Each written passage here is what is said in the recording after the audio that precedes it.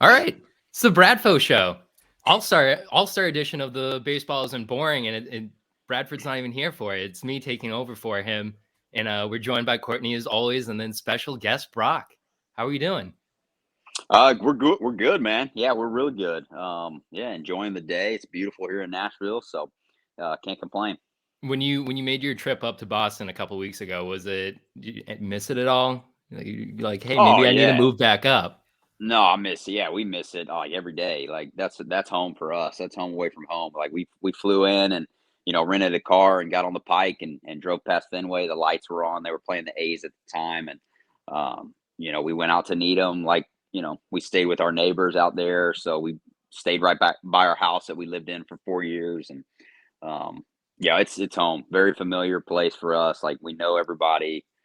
We know all the spots to go, and yeah, I mean, it definitely. I mean, we didn't need to go there to realize we missed it, but yeah, we miss being up there, and we'll be back plenty. I mean, you That's probably don't miss the snow though. The winter you could probably do without, right? yeah. You know what? I actually enjoyed it because I grew There up we in Texas.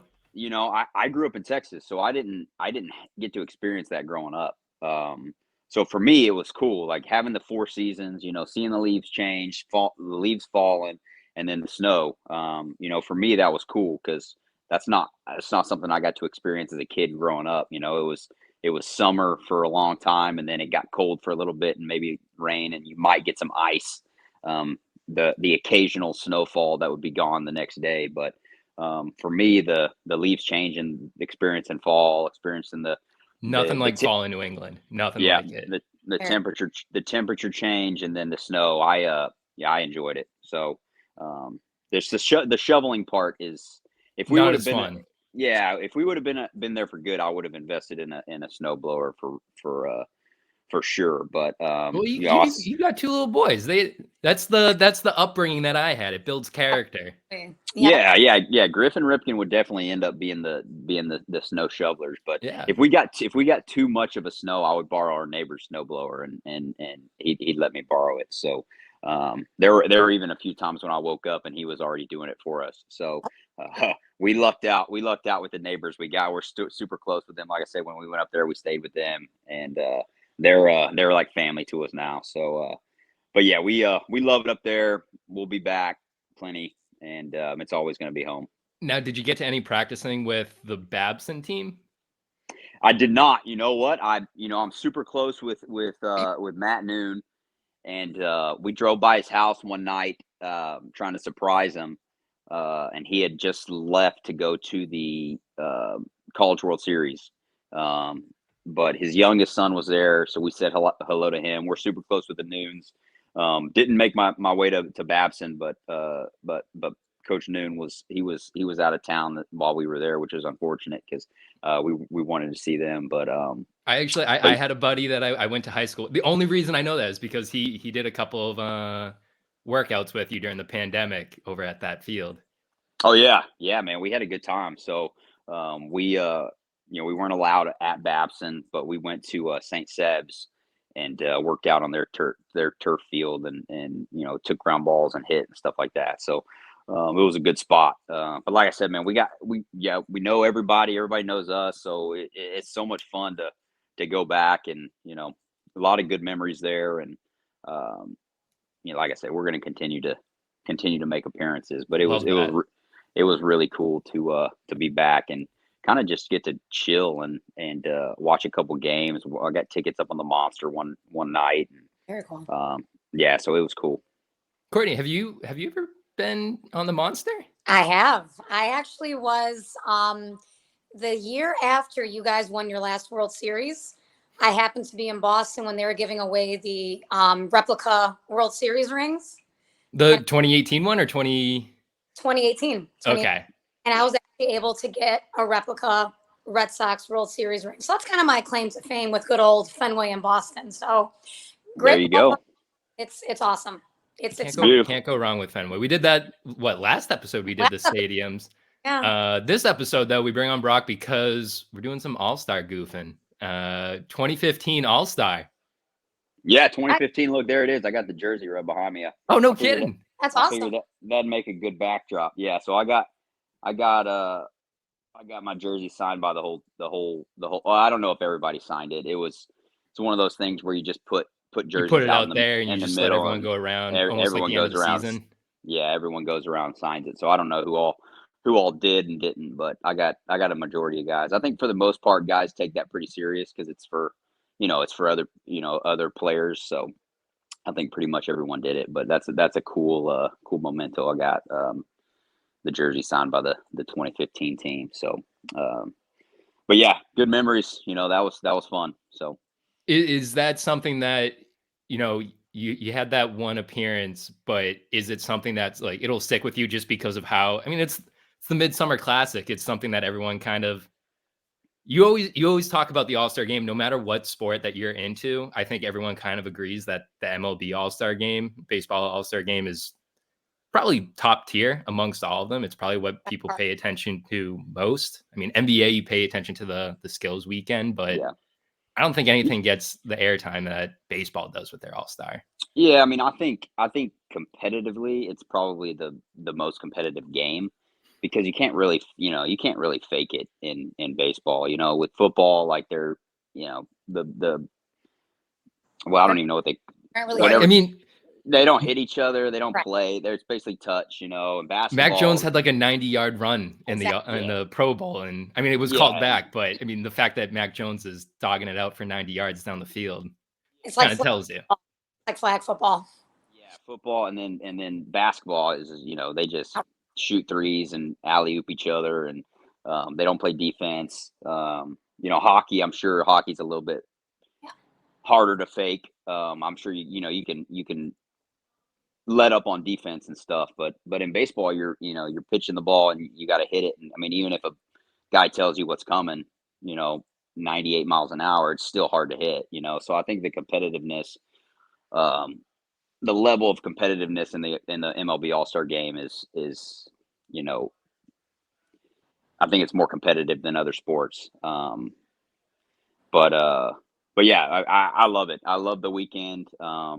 Obviously for guys like me who might make an All Star team one time, it's a it's an honor to be a part of, and A so lot, a much. lot of guys don't get that one time. No, a lot of guys don't, and that's why I don't take it for granted. But for the elite players in the game who are there every single year, I'm sure it gets a little monotonous, and some of those guys might prefer the 4 days of rest over the game.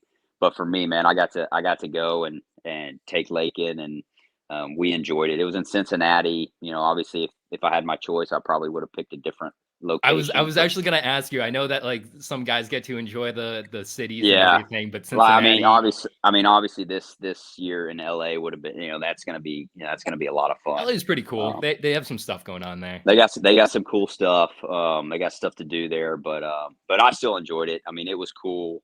Family and friends came out, and got to be a part of it. And like I said, something I'll remember forever. Got some cool memorabilia from the game, and a lot of memories that I'll have forever. And from now on, if anyone looks up the 2015 American League All Star roster, my name will be Your be name's on right it. there. My Pinch name's pinch right ran for there. Mike So Trout.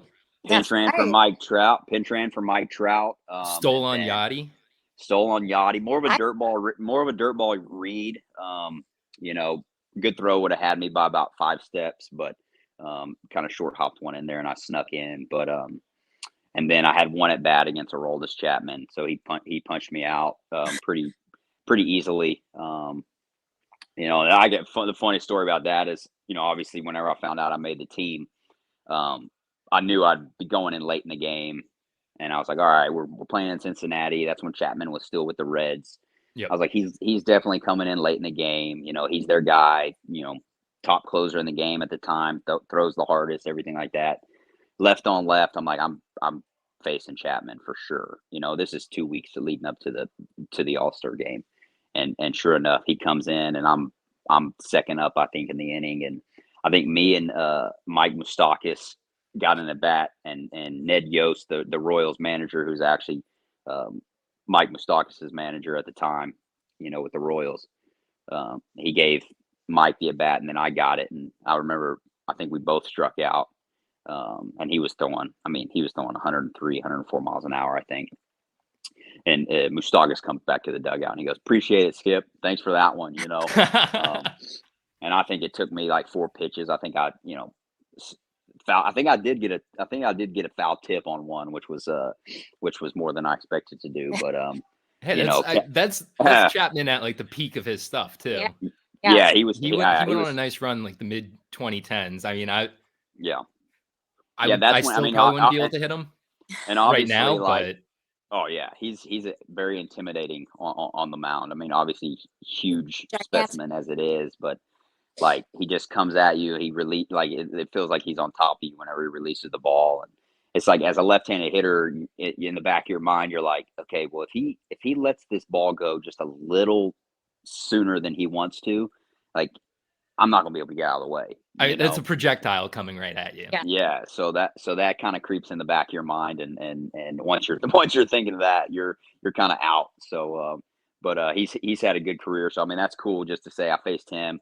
Obviously being a Cincinnati Red, being in Cincinnati, he was probably fired up. The fans were pumped whenever he came running in the field. So, and then I caught the last out of the game. So, cool memories that I'll have forever. And yeah, it's just something cool that I can say that I did in my career, and I'm proud of it. And like I said, I think the elite players that go every year, I think probably they would maybe prefer the 4 days of just family time, or just being at home and hanging out and getting the rest. But did you ever hear anything from like David like that? I mean, like Ortiz was going almost every year, and he was there that year as well. Yeah, I mean, you hear it. I mean, you see it. You see some guys who continually make it just say, "Hey, I'm not going. I'm going to stay home with the family." Yep. And I get it. I'm sure. Obviously, everybody wants the best players there, but baseball is every single day for 180 days, 162 games in 180 days. Like, to get 4 off when you've played, I mean, they're a little over halfway now, so they've played 80, 90 games already. To get 4 days of rest and to kind of recharge and reset, like it's important. And so you see it today, like guys just, I think I'm just going to go home and spend time with the family.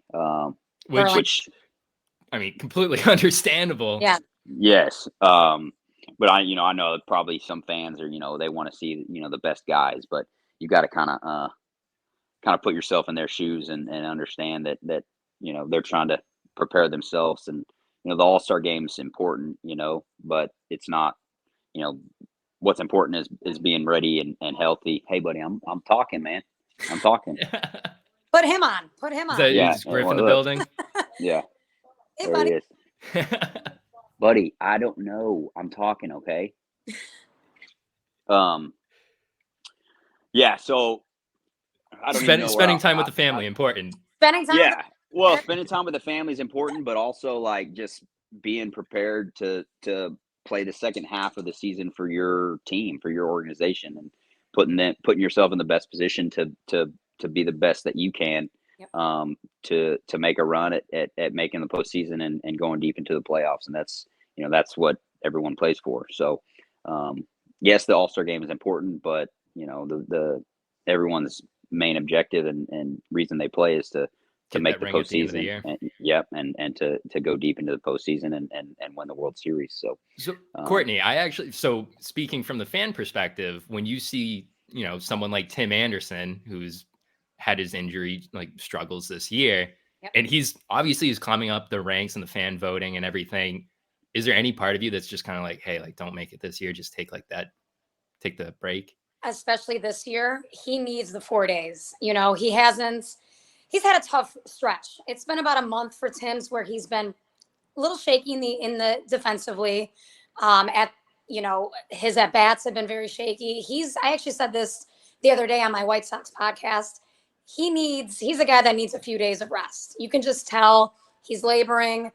He's not all there. But at the same time, from a fan's perspective, seeing Tim, he's our only representative. Dylan Cease kind of got screwed. That's for another topic for another time. Yeah. He's our only representation. So from a Sox perspective, White Sox perspective, that's cool to see a guy being represented on our team. And Tim, who really is, like you said, going up the ranks, he needs more exposure. You know, he's one of those guys that doesn't really get enough credit for the excitement he brings during normal time. Oh, I disagree with that big time. I think he Really? gets more credit than Xander, and Xander's the better shortstop. Okay, yeah, maybe compared to those two, I wouldn't disagree with that. But both those guys are very, very underrated, in my opinion. Yeah. Yeah. Yeah, I think so too. I mean, you don't hear a lot from, about Tim. I mean, obviously he plays a great shortstop. He's he's competing for a batting title every single year. Yep. And I think maybe it's because he plays for the White Sox. I don't know, but I agree. if he plays anywhere else, in a bigger market, he probably gets a little bit more attention. But yeah, the Bogarts thing boggles me every single year. It's like everyone talks about all these shortstops, and he's never mentioned in It's any because of them. Boston fans are so apathetic to the voting process. Yeah, I mean, I suck think at so. voting. Well, I think so. I mean, there's been times where that's the thing that I get the fan voting for the starters. Like you want the fans to be involved in the game. You want the fans to the people, the players that they want on the field. You want those. You're going to get more spectators. You're trying to market. This is your opportunity Yes. to market your game beyond Yes. just the Yep. fans. So Yes, you want the fans to share what they like. But as a player, and I think every player would tell you this, like the best player at each position should start the game, regardless of its the fan vote. I mean, Bogarts wasn't even in the top No, two. and Like, that bothers me so much. Yeah, he had no chance to start. Like Tim Anderson, I think Tim Anderson is one of the top shortstops in the game. Like I have no problem with him starting the game. Yep. But Bo Bichette being the other one, he's got a whole country voting for him. Exactly. Yeah. Year in And and year out, you always see and, that. And Bo Bichette is a great player, but Yep. his numbers are not worthy of starting over a guy like Xander, a guy like Tim. So I get it. I get the fan aspect and voting for those guys because that's how you market them. That's how you get more people involved in watching the game and being a part of it. But I think as a baseball player, as a baseball fan, I guess too, like I want to see the best. And I feel like the best player at each position should play, and I mean it should be a kind of a numbers driven thing. If like the fact that Austin Riley is not a all-star in the National League, like Yep. I mean it happens every year. People get snubbed. Yeah. People get snubbed. I think it's because of like you have. I actually really don't know what it is because the Royals are like notorious for sending guys all the time. And Yeah, Andrew they Benintendi finally got his vote Yeah, because we finally couldn't made it, send yeah. him in Old Red Sox. 2018. Well, yeah, he was the final vote, and you're thinking like, okay, I think it was him against some small market. I think it might have been Mike Moustakas one year from the Royals. Yep. And like he just absolutely like he got so many more votes than Benny, and you're thinking like, how is a guy from Kansas City getting more votes from a guy who's helping the Boston Red Sox, do what they're, I feel like City has a really like passionate fan base, though. I mean, if you go ahead, Brock. No, go. I think Benny, especially whenever he's in Boston, like I mean, Benny was super popular. Like I mean, Yeah. everyone loved him. Like he had billboards in Boston. Like I mean, he's getting beat out by we did the hair giveaway one game. Yeah, I know, man, and yeah, and I don't know why that is. I think the Red Sox fans would just rather their team be good, and we also love being miserable. So maybe it's just like, why are we concerned with All-Star voting when we're maybe like a game back from first place? Yeah, I mean something, but and maybe Kansas City they get all the people from the middle of Midwest. the country. Yeah, that but yeah, I mean people get snubbed every year, but the fan vote for the starters is just it's a popularity contest, and it is. I mean I looked at I think this year is pretty good, as far as like the guys who are starting. I think most of them deserve to be starting, but there's a few times where it's this guys will trickle in and you're just kind of scratching your head, no disrespect to those guys, but no, they're all great how players. did they end like, up here? They deserve to be all-stars. They just maybe come in for the guy who should be starting. Do you think there should be like players have a weighted vote or like players and managers, like a ballot goes around to all of them? Yeah, I mean, and I think, we obviously we vote for who we think should be all-stars. Like we have vote. But I don't necessarily, it's, I think it helps get guys in, but um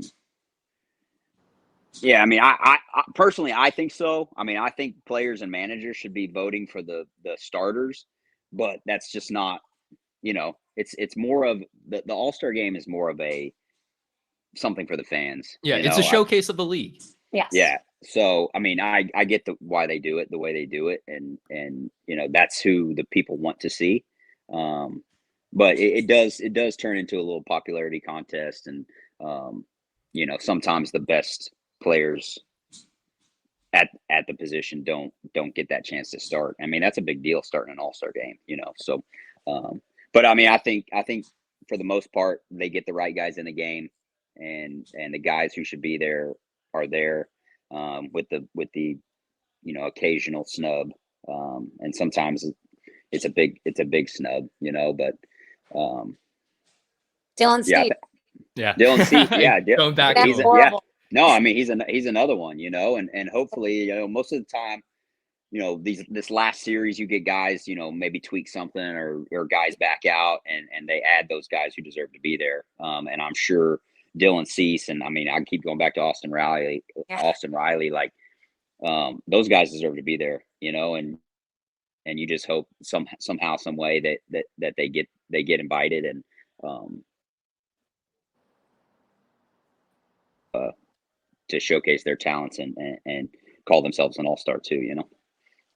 So not to I want to transition away from bashing the All-Star game too much. So real quick, Courtney, what has been your favorite All-Star game memory? And then I want to hear if Brock, from a player perspective, if you've ever, like, during your experience, if like there was some type of thing that you had growing up watching that game, and like you kind of lived that out, and you're like, dang, like that's pretty cool.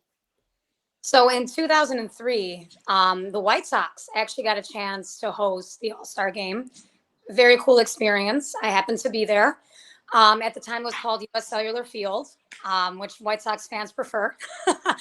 And the cool thing about that actual game, besides the fact that we were hosting it, Esteban Loaiza, who had just a phenomenal year with us that particular year, I think he won 21 games. He actually ended up starting that game, which, again, as a White Sox fan, kind of knowing a little bit about our history, that's unheard of for us. So really cool experience to be at the All-Star game. White Sox are hosting it.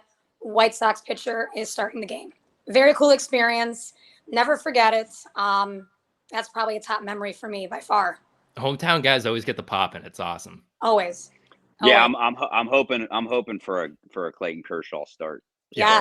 Yeah. I mean, obviously, like it's an obvious choice. Yep. That would be pretty cool. Obviously, what he's meant to the Dodgers, and the game of baseball in general, like a Hall of Famer. I think starting the All-Star game in your home stadium would be pretty special for him. Yeah. So I'm kind of hoping for that. I don't see any other scenario. I mean, I don't think you can pick someone else. At the very least, he gets an inning, which I think it's normal now, just for the starter to get one inning. Yeah. But that has to happen. My only other thought was just the Mookie pop this year will be pretty. It'll kill me. I'll be there for it. Yeah. But I mean, to see Mookie Betts play like home stadium All-Star game, home stadium Dodgers. Yeah. Come on, can't beat that. Yeah. No, it's cool. It's cool for those guys. I've talked to Mookie a lot. He's trying to get me to go to LA for the game. Man, get out there. I told him, I said, send the private jet to Nashville, and I'll hop on it. You can afford it. He said, you got to come hang out, like come to my party. It's like, Rob's got a spot. I'm staying with him. He's probably throwing a party. But yeah, I'm pumped for him. I know he's gonna have he's gonna have a good time, and being at home, getting to start, Dodger Stadium, it's gonna be cool. So I got a lot of buddies. Benny's going for the first time. I was about to say you've got a good resume out there. I don't know why you're not going. I'm pumped for him. Jose Trevino got his first All-Star game. He's one of the best guys around. Getting to play with him last year with Texas. So I texted him and congratulated him. I'm pumped for him. So I'm excited for a lot of these guys, man. It's so cool to see guys work so hard, and it means so much to some guys. So it's very cool to see, because I know how much it meant to me whenever I was told that I made it, and got to experience it. So it's cool to see other people get to get that feeling as well.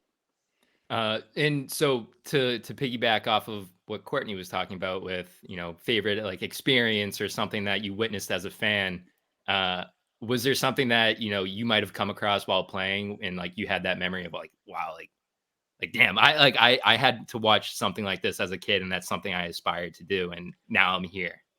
Like what Yeah, was I mean, that moment? I think just being, I was a big fan of the home run derby growing up. Like, loved watching the home run derby on TV. And obviously the one at Yankee Stadium with Josh Hamilton stands out for me. Like, I was a big Texas Ranger fan, so to see him, hit 28 home runs, Mashing. yeah, Mashing. that was a lot of fun. And then Michael Young winning All-Star MVP when the game was in Pittsburgh. I think he hit like a couple RBI triple or something, and he was my favorite player. So I think those two moments of being a Rangers fan, watching those guys succeed, but the home run derby was always a must watch for me. And Josh Hamilton put on the show, and yeah, he won the home run. He didn't win the home run derby, but he won the home run derby. And then I think just being there on the field at the home run derby in Cincinnati was cool. Todd Frazier won it I that was about to year. say another hometown pop. Yeah. That was my favorite. So That was a good and home run derby. Yeah. that was a good homer, and I think that was the first year that it was the timed one, Which is I so much. believe. Yeah. Yeah, Yeah. it is. And I mean, obviously, watching Todd Frazier do it, I think his brother pitched to him, which was Yeah. cool. Like, and just the crowd just going, like, all they cared about was Todd Frazier hitting home Yeah. runs. Like, he would pop a ball up and place would go nuts because it went in the air. So I think just being such a big fan of the home run derby, watching it on TV, and then getting to sit there on the field and watch it happen and play out. And obviously see Todd Frazier win it at his home ballpark in front of his home fans was pretty cool. So are you pulling for Seager this year? Ranger guy? Yeah, so I've looked at the field, and I've got Seager would be cool because he's going back to LA. I think that would be a cool thing. You got Pujols, like, that would be cool to see. Yeah. Soto's a former teammate, so I'll be rooting for him. I'm kind of wanting somebody to dethrone Pete, though. Really? Yeah, I think he's developed into that like anti-hero home run derby guy, especially after last year. Oh, people love watching him, and I'm a person that I'd rather see somebody else win, So, I think I'll be rooting for Schwarber. I Okay. think I'm going with Schwarber. I think he's a good pick. And Pete's up against Acuna the first round, and I got to watch Acuna take BP in spring training this year, and he's got, Something else.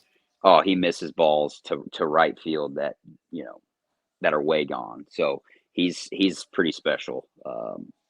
Like, you obviously you see, you hear people all the time say it sounds different off his bat, but like, it sounds different off his bat, and it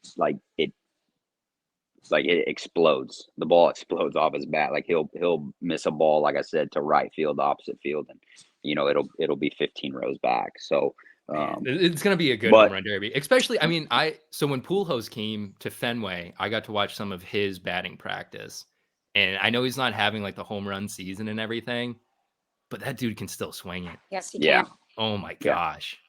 Yeah, the ball flies off his bat. Yeah. Like, for me, I think it's more about the pitcher than the hitter. All these guys can hit home runs. Yeah. But like Pete and his guy, they have they had the overlay I think they showed last year, and everything was just like right over the middle. He puts it right in the same place every single time. So, and whenever you're as strong as Pete is, like, all he's got to do is just hit it on the barrel, and it's a home run. And they've got the timing down, and he's really good. So he's going to be a tough one to dethrone, I think, because I think he's got some of the most power, like natural power, in the He's game. a big dude. He's got a lot of weight Big to dude, put dude. behind His, that ball. I mean, his nickname's the polar bear, so I mean, he looks like a bear out there. But all these guys have a chance to win, So I think it'll be, I think it'll be, I think it'll be a good home run derby. But I think I'm pulling, pulling for Schwarber. I want Schwarber to win it. You The know, way he's. a lot Go of ahead, Courtney. also don't give Jose Ramirez a Oh lot. man, I yeah, mean, I see him all the time, obviously, and that guy, talk about when the ball hits the bat. I mean, I have not seen bigger and stronger home runs than from that guy. That guy's just a monster. And he's another one that I just feel like he doesn't get enough credit for how good he really is because he yeah. plays, so it'll be interesting to see how he does in that environment. And Brock, you can maybe speak to this a little bit too from a White Sox perspective. I'm hoping that maybe he slumps after the home run derby a little bit and gives the Sox a little bit more room. So I hope he goes far enough where maybe it messes with his swing a little bit. Maybe tires him out a little bit. You remember, was it last year or the year before? Soto was kind of scuffling in the first half, and he was like, I think it's going to help my swing, and he went off in the second half. So I think too, right when he won. Yeah, I think he had a poor second half. I think it's hit or miss. I think some guys, it might mess with them. That's a lot of swings. Like swinging a baseball bat that many times in that short, in that short amount of time it's a workout, And they've turned it into a sprint. Like it used to be kind of like a marathon, I'd say. Yeah. Before they instituted that clock, and now even with they have a shorter clock now, I believe, with the rounds. Yeah. And it's just like those guys are up there hacking. It's almost like a speed drill. Yeah, so you're talking about, having the All-Star break for rest and recovery, and then you got these guys just swinging probably more than they've swung the entire year as far as like, on the field. So, I think it could go either way, but I think, more recently it's more so locked guys in than anything else. So your White Sox might be in trouble there with Jose. Just add it to the list, Brock. Add it to the list. Yeah. Add it to the list. I mean, like David people used to get wary of him entering the home run derby, and he did it in 2015, and then he retired in 2016 on one of the hottest year, or not hottest year, but I mean, he went out on top. It's not messing up any swing he has. No, he didn't. I think we've talked about it. I think either I talked about it on this podcast or the one with Steve, but like David Ortiz's last year was a joke. Like everyone was like, why is he retiring? Because I mean, he hit like 40 something doubles. He hit like 320, 330, like 100 RBIs. But like he was just, he went out a legend. Well, and it would take him all day to just get ready to play the game, man. Like it just what how many games he's played, how long he's played, like his body, your body can only take so much, and like it was all he could do to get ready to play the game, that night. And I mean, he did it, and he went out, like you said, on top. I mean, led the league in doubles, and I think he still hit 30 home runs and drove in 100. But even with legs that were probably like half the strength that they were when he was a young buck. Yeah, absolutely. But, so legend of the game, CBA this year, they institute that the commissioner can pick 2 legends to put into the All-Star game. Courtney, what are your thoughts on that? I love it. I'm a huge Miguel Cabrera fan, always have been. That man is phenomenal. He's a freak in nature. He deserves the nod. Same with Pujols. I'm all for it. Completely agree. I mean, the whole point, we were just saying, it's to market baseball. Yeah. And the best way to market the game is, I mean, especially to the 20-year-olds like myself, is you do the nostalgia factor and you just throw in the guys that you watched growing up. Yep. Yeah. I mean, I like I said, the All-Star game is for the fans. It's for, it's for trying to grow the game, and you want guys like that in the game. And change is good. A lot of people don't like change, but change is good, and it can help grow the game. It can help, and I'm all for it too. I mean, having Pujols and especially Pujols being his last year, and Miguel Cabrera just getting his 3,000th hit, I mean, that's cool. Those guys deserve to be there. And, I'm sure nobody's going to be mad that they are there, especially when, like, I mean, like when you roll the highlight reel 5 years from now, when they get inducted into the Hall of Fame, it's most likely going to be a moment of them, coming out onto the field during the All-Star game, getting their their hat tip from the crowd and everything and getting their send off. So you can't hate it. I mean, have there been any players or have you heard from any players that have kind of pushed back on it saying like, hey, like that's a roster spot I could have had? No, I haven't. And I don't know. Like, does it take a roster spot? I mean, I don't think why it does. I I don't think see they why only it would. expanded.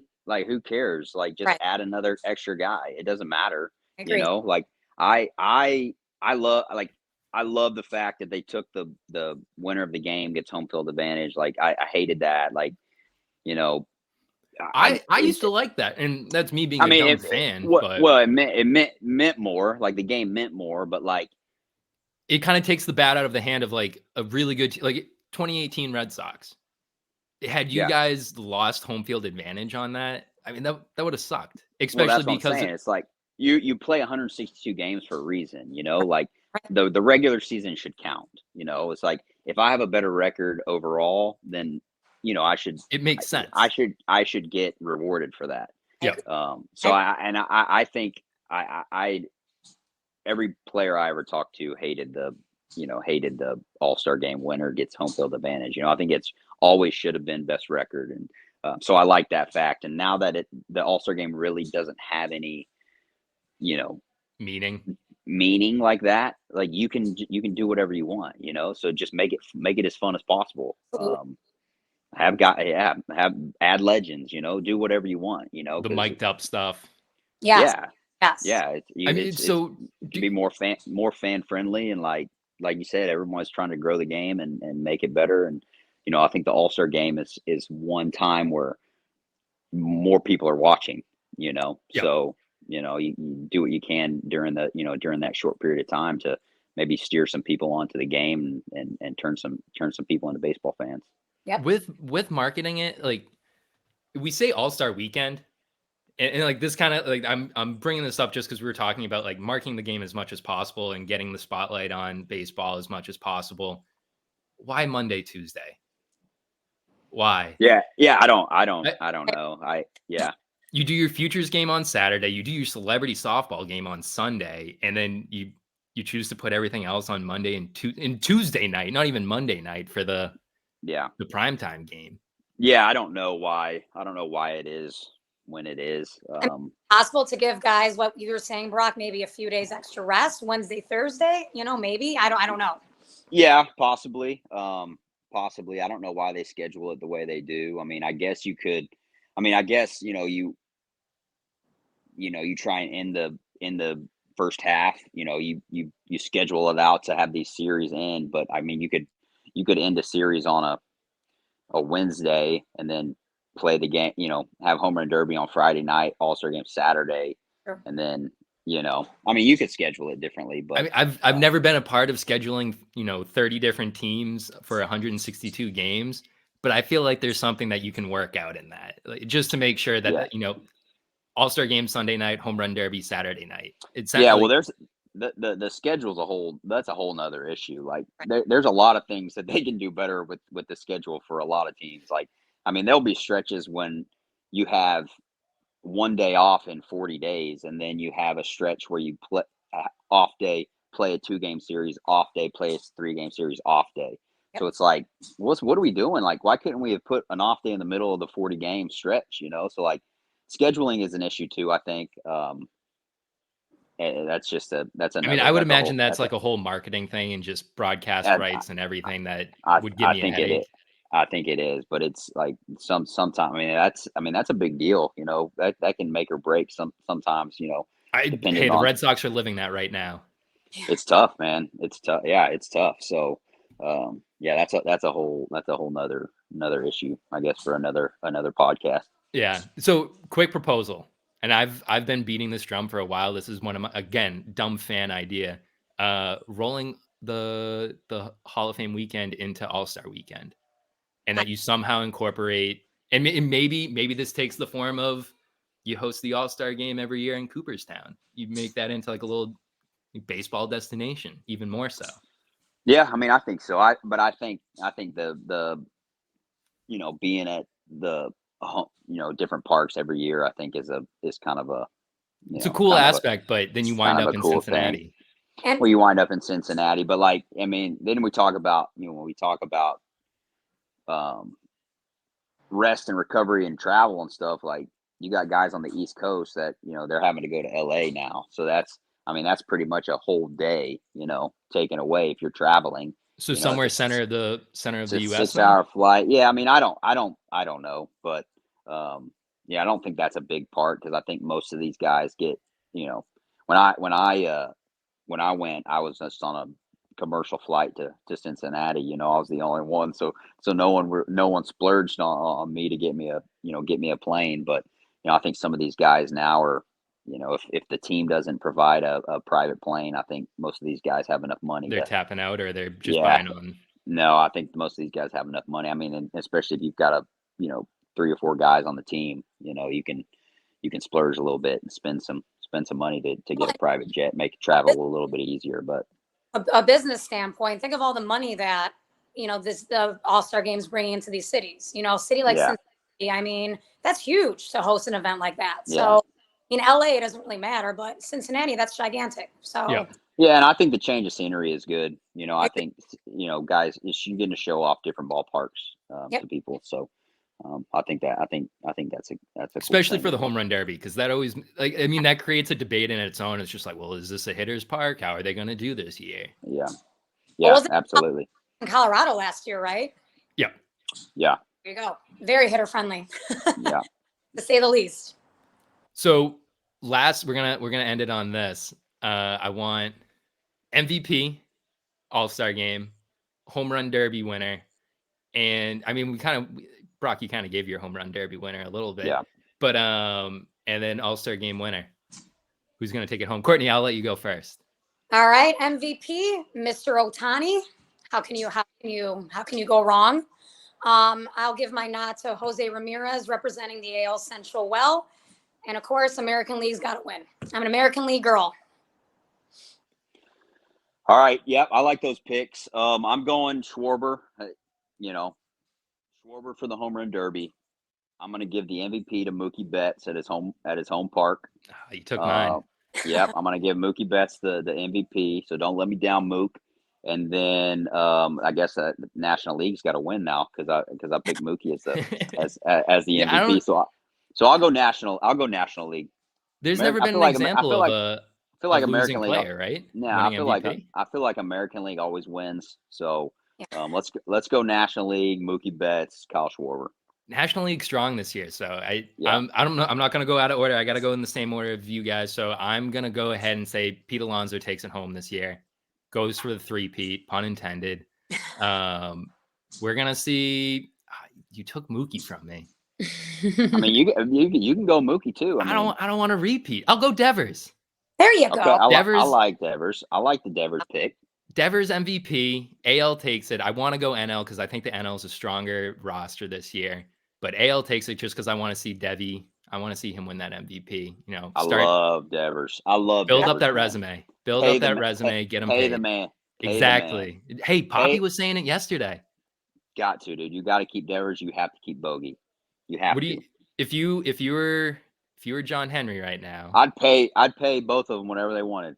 Okay, so blank check. It's not my money. It's not my money, man. Half a billy? I'd pay them whatever they wanted. It's not All my right. money, But I get it. It's a business, but Devers obviously deserves what he's getting. Oh my gosh. Bogey is the face of the Red Sox right now, in my opinion. Like you can't take him out. The last few years you've gotten rid of Mookie. You've gotten rid of guys like Benny. There's been a lot of turnover. Bogey's been the constant. He plays every single day, shortstop. He puts up numbers every single year. Obviously, he's getting older. Is he going to continue to put up those numbers? I don't know. I mean, he's barely regressed. He's shown regression, exactly. but he's still producing. He's so important for that team, and to be able to plug him in at shortstop every single day. I mean, part of the reason why I'm probably not playing anymore is because people thought I couldn't play short. Like teams didn't think I could play shortstop because I never got an opportunity to play shortstop because Bogey played 158 games, and the occasional game I get thrown out at short, and shortstop's the hardest position on the field, in my opinion. Like, if you Especially don't when you're not playing it continuously. if you don't play it, you don't play it. And then I went to, from there, I went to, I didn't play. I mean, Milwaukee doesn't really count. I was in and out of there pretty quick. And then Nationals had Rangers. Trey Turner. Nationals, Rangers, and then Trey Turner, Trey Turner played every single day. And then with the Rangers, all I did was play third. But I mean, the majority of my career was spent with the Red Sox, and Bogey played every single day, and it's so impressive to post up and man the position. I mean, it's a physically demanding position, and he's a big man. And not to mention, like, obviously Heim Bloom and the Red Sox ownership, they're going after this whole, rebuild type thing while also trying to compete. And Marcelo Meyer is a guy that I want to see come up to the bigs, and ultimately he would have to supersede Xander. But I would love to see Xander kind of coach him up. Like, that's a perfect opportunity to just keep someone in the organization that knows the organization, that knows what it's like to play in Boston, and get his fair share of criticism. He's been successful. He knows how to play. Like places like Boston, like it's not easy to just find someone to be able to come in and be successful. And Bogarts grew up in the organization, and for me, it's just like there's just it's hard to the business side, the relationship side, whatever, but there's just not as much stock put into guys staying in one place their entire careers, and I think that's a really cool thing to be able to say. Especially in a place like Boston. Like, I mean, Bogarts got drafted as a 16-year-old, or got signed as a 16-year-old from Aruba, and now he's 31 years old. He's won 2 World Series, right? 2 World Series, took a hometown discount. Yeah, he's already taken a hometown discount. Like, he's played short every single day for you for the last 9 years. Like, to me, he's kind of the face of the team, and you kind of Devers. I believe Devers is who he is because of Bogarts. Really, I don't disagree with that at all. I know, like, they're on the same side of the field. Devers have that type of chemistry. Devers would have been great anywhere, but I feel like the relationship he has with Bogarts, and getting to watch Bogarts every single day, post up and play hurt, grind at bats, whenever you're not feeling like playing, Bogarts is in there. Like, I feel like it's made Devers the type of player he is. So, like, you can't for me, that's going to be a tough one if Bogey leaves. I wear my heart on my sleeve when I'm at Fenway, which kind of, it can get me into trouble when I do the press box stuff. But that's gonna kill me. It legitimately, like, the Mookie thing, it hurt. But if we lose Xander, that's gonna kill me. Yeah, so I'm glad everyone's beating the drum. You, Poppy, I think you're gonna see more people come out of the woodworks and just say, like, he deserves it. Yeah, he does, man. He's just a good dude, good player, like, great player, not good player. He's a great player, great teammate, and he plays shortstop every single day. That's not many people can do that and put up the numbers that he's put up. So I'm all for it, Bogey. I love you. Courtney, do you want to finish us out with anything with the White Sox before we just made you sit through us just doing our little group session there? No, I just, the White Sox beat the Twins yesterday. Congrats. Huge 4-game series this weekend, obviously. And, I'm cautiously optimistic, but I've literally said this 10 times this year that maybe they turned a corner. Hey, if the Orioles can do it, so can the White Sox. And the Mariners, Orioles, Mariners, they're all streaking right now. Let's go. Wild card's going to be fun. White Sox are as talented as anyone. So you would think that one, 2 guys start clicking. You would think that they could go on a little run. So you would hope. I mean, they were projected to win, 93 games this year. Not that means anything, as you know, but they are talented. We all know that. Very talented. Let's go. All right. That's going to wrap it up. Thank you, Brock, for joining us. Courtney, thank you as always for joining us. And that's the episode. All right. Thank you.